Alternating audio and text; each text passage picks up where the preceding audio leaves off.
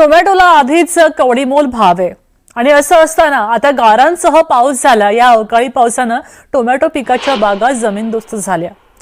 जुन्नर तालुक्याच्या पश्चिम पट्ट्यामध्ये गारपीट झाली आणि टोमॅटो पिकाचं प्रचंड नुकसान झाल्याचं पाहायला मिळत आहे। भर उन्हात आणि वाढत्या तापमानात काबाड कष्ट करून शेतकऱ्याने पिकवलेली टोमॅटोची बाग जुन्नर परिसरात झालेल्या जोरदार अवकाळी पावसाने अक्षरशः भुईसपाट झाली आहे। त्यामुळे शेतकऱ्याचं मोठं असं नुकसान झालंय। आपण या ठिकाणी पाहू शकताय, ही टोमॅटोची बाग आहे आणि या परिसरात जो गारांचा अवकाळी पाऊस झालाय, या पावसामुळे ही टोमॅटोची बाग अक्षरशः भुईसपाट झाली आहे। खरं तर ही नवीन बाग आहे। या बागेचे टोमॅटो आताच कुठेतरी चालू झालेत। शेतकऱ्याचं उत्पन्न आता कुठेतरी चालू झालं होतं। अशातच आता अवकाळी पावसामुळे ही संपूर्ण बाग जी आहे ही बाग भुईसपाट झाली आहे। त्यामुळे शेतकऱ्यांना आता याचा मोठं नुकसान सहन करावं लागणार आहे।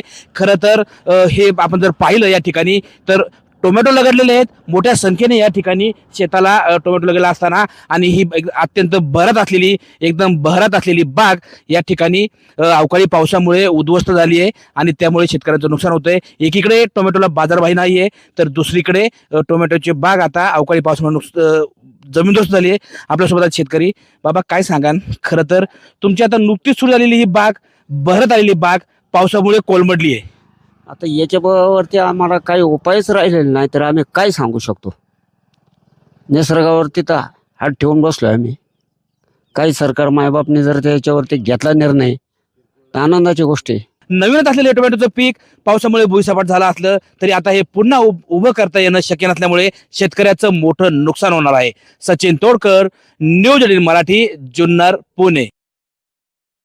आता बातमी थेट आहे